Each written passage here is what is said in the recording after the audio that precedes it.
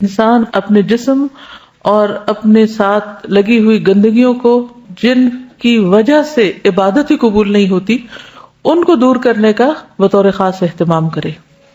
ان میں سب سے پہلے پیشاب کی چھینٹوں سے بچنا، کیونکہ اگر یہ چھینٹیں جسم پر ہوں تو عبادت بھی قبول نہیں ہوتی، تو اس لیے بہت احتیاط کے ساتھ اس سے بچنا ضروری ہے۔ اسی لیے جو حکم دیا گیا وہ یہ کہ پیشاب کرتے ہی فوراً نہیں اٹھ جانا چاہیے، کیونکہ بعض اوقات کچھ حصہ یورینری ٹریک میں رہ جاتا ہے اور پھر وہ بعد میں ڈراپس کی شکل میں باہر آتا ہے، تو اس طرح کچھ لوگوں کے کپڑوں کے ساتھ لگ جاتا ہے یا اور جگہوں پہ وہ چلا جاتا ہے، جس سے نجاست مزید پھیلتی، گندگی پھیلتی ہے۔ اور اگر وہ آپ کے کپڑوں میں گر گیا اور وہ کپڑے آپ کے جسم کے ساتھ دوبارہ بار بار لگ رہے ہیں، تو آپ دیکھیے کہ اس کا نتیجہ کیا ہو سکتا ہے۔ تو تھوڑا سا رک جانا چاہیے تاکہ جسم پوری طرح صاف ہو جائے، پورا پیشاب باہر آ جائے۔ تو ایسی نماز جس میں طہارت کا اہتمام نہ کیا گیا ہو، جسم ناپاک ہو، وہ نماز قبول نہیں ہوتی۔ تو آپ 100 دفعہ کہتے رہے ان صلاتی و نسکی و محیایا و مماتی للہ رب العالمین، لیکن آپ کی صلاۃ اسی وقت اللہ رب العالمین کے لیے ہوگی جب اس کی پسند کے مطابق ہوگی، اور اس کی پسند کے مطابق کرنے کے لیے کیا ضروری ہے کہ اس میں سب سے پہلا قدم طہارت کا ہے، ناپاک چیزوں سے اپنے آپ کو دور کرنے کا۔ بررجز فہجر۔ نبی صلی اللہ علیہ وسلم ایک مرتبہ مدینہ یا مکہ کے ایک باغ میں تشریف لے گئے، وہاں آپ نے 2 شخصوں کی آواز سنی جنہیں ان کی قبروں میں عذاب دیا جا رہا تھا۔ تو نبی صلی اللہ علیہ وسلم نے فرمایا ان پر عذاب ہو رہا ہے اور کسی بہت بڑے گناہ کی وجہ سے نہیں۔ پھر فرمایا بات یہ ہے کہ ایک شخص ان میں سے پیشاب کی چھینٹوں سے بچنے کا اہتمام نہیں کرتا تھا اور دوسرا شخص چغل خوری کرتا تھا۔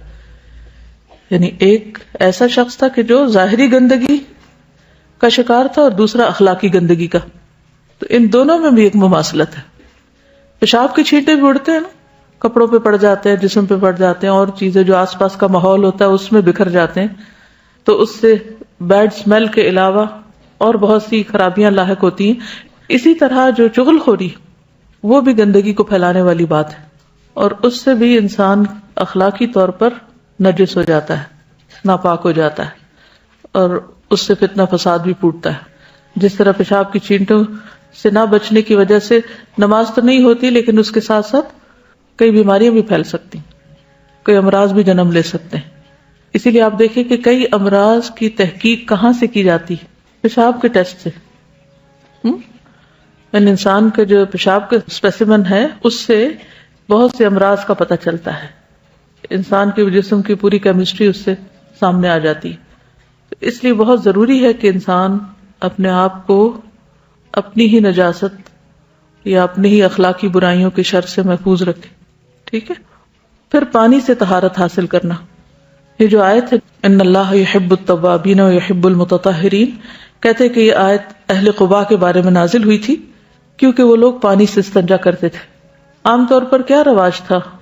مٹی سے طہارت حاصل کرنے کا، اس سے بھی ہو جاتی، لیکن پانی سے جو تسلی ہوتی ہے وہ کسی اور چیز سے نہیں ہوتی۔ بعض لوگ مٹی کے بجائے ٹیشو پیپر استعمال کرتے ہیں اور اسی کو ہی طہارت کا ذریعہ سمجھ لیتے ہیں۔ ٹیشو پیپر سے پیشاب کی چھینٹیں خشک تو کیے جا سکتے ہیں مگر صاف نہیں کیے جا سکتے۔ یعنی اگر جسم کے کسی حصے پر پیشاب لگ گیا ہے اور آپ اس کو صرف ٹیشو سے جذب کر لیتے ہیں، خشک کر لیتے ہیں، تو کیا آپ کے خیال میں پاک ہو گئے؟ جب تک اس کو دھویا نہ جائے۔ مٹی کے اندر یہ خصوصیت ضرور ہے کہ وہ وہاں کی لگی ہوئی نجاست کو اگر پوری طرح اتارتی نہیں لیکن اس کی ترکیب کو بدل دیتی ہے، اس لیے پانی سے دھونا لازم ہے، پسندیدہ ہے۔ پھر ناپاک جگہ کو پانی سے دھونا۔ ایک دیہاتی نے مسجد میں پیشاب کر دیا، صحابہ کرام اس کی طرف دوڑے تو آپ نے فرمایا اس کے پیشاب کو مت روکو۔ پھر آپ نے پانی کا ڈول منگوایا اور پیشاب کی جگہ پر بہا دیا۔ یعنی نہ صرف یہ کہ جسم کو بلکہ جس جگہ پر پیشاب ہو اس کو بھی دھو لینا چاہیے، صاف ستھرا کر دینا چاہیے۔ عام طور پر بڑوں کے ساتھ ایسی مشکل نہیں ہوتی، لیکن چھوٹے بچے یا بہت بوڑھے لوگ جو اپنا پیشاب کنٹرول نہیں کر سکتے، ان دونوں کے سلسلے میں پھر انسان کو مزید محتاط رہنے کی ضرورت ہے کہ ان کا بستر ہو یا پھر واش روم تک کا راستہ یا کوئی بھی اور جگہ جہاں ان کا پیشاب لگ سکتا ہو، اس سب کے بارے میں بھی احتیاط برتنی چاہیے۔ صرف اس میں ایکسیپشنل کیس چھوٹا بچہ ہے، لڑکا جو ابھی روٹی نہیں کھا رہا ہو یا کوئی سالڈز پر نہ ہو، تو اس کے پیشاب کی چھینٹیں اگر پھیل جائیں تو ان پر اگر پانی کا چھینٹا مار دیا جائے تو وہ کافی ہو جاتا ہے۔ لیکن لڑکی کا پیشاب یا کھانا کھانے والے بچے کا پیشاب جو ہے وہ نجس ہے اور اس کو دھونا چاہیے. اور دھونے کے لیے پانی کافی ہے، صابن ضروری نہیں. پانی پاک کرنے والا ہے، پاک کر دیتا ہے. صابن اس پہ مزید اس کو اچھا کر دیتا ہے. دودھ پیتے بچوں کے پیشاب کا حکم جو ہے حدیث میں آتا ہے کہ رسول اللہ صلی اللہ علیہ وسلم نے ایک بچے کو اپنی گود میں بٹھایا تو اس نے آپ پہ پیشاب کر دیا. آپ نے پانی منگا کر اس پہ چھڑک دیا، اسے دھویا نہیں، اور کہا جاتا کہ یہ بچہ وہ تھا جو ابھی کھانا نہیں کھاتا. اسی طرح وہ لوگ جو ویسے صحت مند ہوں اور باقی ہر طرح کے چینٹوں سے بچتے ہوں، ان کے لیے یہ احتیاط لازم ہے کہ جس فرش پر وہ نہاتے ہیں اس فرش پر پیشاب نہ کریں، کیونکہ بازو کا تو پھیل کر ادھر ادھر رہ سکتا ہے. نہاتے ہوئے جب صاف پانی کا چینٹا اس پیشاب کے ساتھ ٹکرائے گا تو پلٹ کے واپس آپ پر بھی آ سکتا ہے.